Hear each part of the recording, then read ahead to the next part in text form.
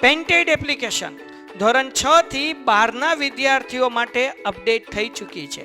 આ એપ્લિકેશનમાં શું છે? બધા જ વિષયના વિડીયોઝ છે. ગુજરાતની બેસ્ટ ફેકલ્ટી દ્વારા લાઈવ લેક્ચર્સ છે. આઈએમપી પ્રશ્ન છે, ટેસ્ટ સિરીઝ છે અને ગુજરાતના તમામ વિદ્યાર્થીઓ સાથે તમે તમારી કમ્પેરિઝન કરી શકો છો. ગેમિફિકેશન છે અને બીજું ઘણું બધું. તો તમે એપ્લિકેશન ડાઉનલોડ ન કરી હોય તો ડિસ્ક્રિપ્શનમાં લિંક આપી છે. હમણાં જ પ્લે સ્ટોર ઉપર જાઓ અને એપ્લિકેશન ડાઉનલોડ કરો. ઘરે બેઠીને સરસ મજાનું ગુજરાતની જોરદાર ફેકલ્ટી સાથે ભણો, સારા માર્ક્સે પાસ થાઓ. નમસ્કાર વિદ્યાર્થી મિત્રો, આજે આપણે ધોરણ 7 વિષય ગુજરાતી પાઠ 11 અખબારી નોંધ સ્વ અધ્યયન પોથીનું સોલ્યુશન લઈ અને તમારી સમક્ષ આવ્યા છીએ. તમે પત્રકાર છો, તમારા ગામમાં સરપંચનું ઇન્ટરવ્યૂ લેવાનું તમને કોઈએ કીધું હોય તો તમે એને કેવા પ્રશ્ન પૂછશો? તમારું નામ શું? પહેલાં તો એ પ્રશ્ન પૂછશે. તમને સરપંચ બનવાની પ્રેરણા ક્યાંથી મળી? આપ કેવો વ્યવસાય કરો છો? તમે કેટલો અભ્યાસ કર્યો છે? સરપંચ બન્યા બાદ તમે ગામના વિકાસ માટે કેવા કેવા કાર્ય કરશો, કેવા કેવા પગલાં લેશો? આ પણ પ્રશ્ન પૂછી શકો. તમારા ગામને આદર્શ ગામ બનાવવા માટે તમે શું કરશો? બરોબર, આવા પ્રશ્નો પૂછીએ. હાલ કોરોના મહામારી ચાલી રહી છે, તમે તમારા ગામને તેમાંથી કઈ રીતે બચાવશો? શું તમે તમારા ગામમાં માસ્ક ફરજિયાત કર્યું છે? કોરોનાને લીધે બાળકોનું શિક્ષણ ન બગડે તે માટે તમે શું પગલાં લેશો? તમે ક્યાં વર્તમાનપત્ર વાંચો છો? તમારા ગામના લોકો પાસેથી તમને શું અપેક્ષા છે? આવા બધા પ્રશ્નો પૂછશો. મિત્રો, હજી સુધી તમે અમારી પેન્ટેડ એપ્લિકેશન નથી ડાઉનલોડ કરી તો આજે જ ગૂગલ પ્લે સ્ટોર પર જઈ અને પેન્ટેડ એપ્લિકેશન ડાઉનલોડ કરો, જેની અંદર તમને દરેક વિષયના સ્વાધ્યાય પોથી, એકમ કસોટી, સ્વ અધ્યયન પોથીના સોલ્યુશન સાથેના વિડીયો, દરેક વિષયના ડીપલી વિડીયો લેક્ચર, ધોરણ 9-10ના વિદ્યાર્થીઓ માટે લાઈવ વિડીયો લેક્ચર. આ ઉપરાંત તમને દરેક વિષયની વિષય વાઇઝ પીડીએફ પણ પ્રોવાઈડ કરવામાં આવશે. ભાવનગરની અંદર જો તમે વસવાટ કરતા હો તો એના માટે ધોરણ 8 થી 12ના તમામ વિષયનું કોચિંગ પૂરું પાડતી કોચિંગ ઇન્સ્ટિટ્યૂટ એટલે આલ્ફા એકેડમી કાર્યરત છે. તમે એમાં જોડાઈ શકો, એનો સંપર્ક કરી શકો.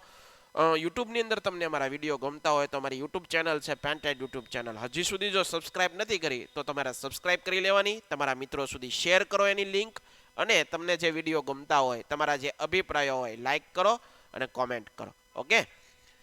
ન્યૂઝપેપર વર્તમાનપત્રોમાં આવેલી અખબારી યાદી અહીં ચોંટાડી અને તેના પર પ્રશ્ન બનાવો. આખું એક અખબારની એક કાપલી છે, એમાંથી આપણે પ્રશ્નો બનાવવાના. આ સમાચાર શેના વિશે છે? કોરોનામાં કેટલી લહેરની વાત થઈ રહી છે? કોરોના કઈ ગતિએ વધી રહ્યો છે? 3 દિવસમાં કેટલા કેસ નોંધાયા? દર કલાકે કેટલા કેસ નોંધાઈ રહ્યા છે? તમારી બહેન બોર્ડની પરીક્ષામાં પ્રથમ નંબર મેળવ્યો માટે અખબારી નોંધ તૈયાર કરો. શ્રી માધ્યમિક શાળા મોટા ખૂંટવડા ખાતે કુમારી આશાબહેન અમિતભાઈ સોલંકી ધોરણ 10ની બોર્ડની પરીક્ષામાં પ્રથમ નંબર મેળવેલ છે. તેમની ઉત્તમ સિદ્ધિ બદલ તેમને ખૂબ ખૂબ અભિનંદન. જીવનના દરેક ક્ષેત્રમાં ઉત્તરોત્તર પ્રગતિ કરતા રહે એવા ઈશ્વરના પાસે આશીર્વાદ માંગીએ આપણે. નીચેની અખબારી નોંધના આધારે પ્રશ્નોના જવાબ અહીં આખી અખબારી નોંધ આપેલી છે, એમાંથી તમને જે પ્રશ્ન પૂછે એના જવાબ આપવાના છે. પાછળ પ્રશ્નો છે.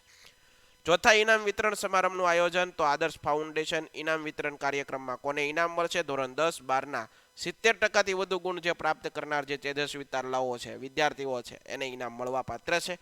મહેશને ઇનામ વિતરણના કાર્યક્રમમાં ક્યાં જવું પડશે? આદર્શવાડી અક્ષત એપાર્ટમેન્ટ પાછળ નરોડા, અમદાવાદ જવું પડશે. તાક એટલે શું? તાજી કલમ. મહેશે ઇનામ મેળવવા શું આપવું પડે? મહેશે ઇનામ મેળવવા પોતાની આખરી માર્કશીટ આપવી પડે. ઉપરાંત શું, ક્યાં, ક્યારે, શા માટે, કોણ, કેવી રીતેનો ઉપયોગ કરી પ્રશ્ન બનાવો અને જવાબ લખો. તમારું નામ શું છે? મારું નામ અદિતિ છે. તમે ક્યાં ગામમાં રહો છો? હું મોટા ખૂંટવડા ગામમાં રહું છું. તમે રાજકોટ ક્યારે જવાના? હું રાજકોટ કાલે જવાની છું. બરોબર છે. આ ઉપરાંત આગળ વધીએ. નીચેના શબ્દોની સમજૂતી સંવાદદાતા અખબારનો પ્રતિનિધિ તે વિવિધ કોલમો માટે વિગતો એકઠી કરે, તે સંબંધિત વ્યક્તિઓ સાથે સંવાદ કરી અને વિગતો મેળવે. દૈનિક દરરોજ પ્રગટ થતું સમાચાર પત્ર. પ્રતિનિધિ સમાચાર માટેની વિગતો લાવવા માટે નિમેલી વ્યક્તિ. જાહેર નિવેદતા સરકાર કે પબ્લિક સેક્ટર દ્વારા કોઈ કામ કે વસ્તુના અંદાજિત ખર્ચ માટેના ટેન્ડર મેળવવા કરાતી જાહેરાત. શાળામાં ઉજવાયેલા પુસ્તક દિનની ઉજવણી. પ્રેસ નોટ અખબારી નોંધ તૈયાર કરો અને શીર્ષક આપો. વાલિંડા પ્રાથમિક શાળાના પુસ્તક દિનની ઉજવણી કરવામાં આવી, જેમાં ધોરણ 6 થી 8ના વિદ્યાર્થીઓને ભાગ લીધો. બરોબર છે. અને સૌ પ્રથમ ધોરણ 8ના વિદ્યાર્થીઓએ વાંચેલા પુસ્તકોની સમીક્ષા કરી હતી. ત્યારબાદ ધોરણ 6-8ના વિદ્યાર્થીઓએ શાળા પુસ્તકાલયની મુલાકાત લઈ પુસ્તકાલયના પુસ્તકોનું વર્ગીકરણ કર્યું, જેમાં તેને નવલિકા, આત્મકથા, વાર્તા, બાળ વાર્તાઓનો સમાવેશ હતો. બરોબર. શિક્ષકોએ આ પુસ્તક દિન નિમિત્તે પુસ્તક પ્રાસંગિક ઉદ્બોધન કર્યું. પુસ્તક દિન નિમિત્તે યોજાયેલા સંપૂર્ણ કાર્યક્રમનું સંચાલન ધોરણ 8ના વિદ્યાર્થીઓએ કર્યું. આ કાર્યક્રમમાં જાણીતા સાહિત્યકાર કવિઓની ઉપસ્થિતિ પ્રેરણા બની. સાથે સાથ દરેક વિદ્યાર્થીઓને નિયમિત પુસ્તક વાંચનનો એક સંકલ્પ પણ લેવડાવવામાં આવ્યો અને બધા વિદ્યાર્થીઓએ ખૂબ જ ઉત્સાહથી આ સંકલ્પને સિદ્ધ કરવાના પણ વચન આપ્યા.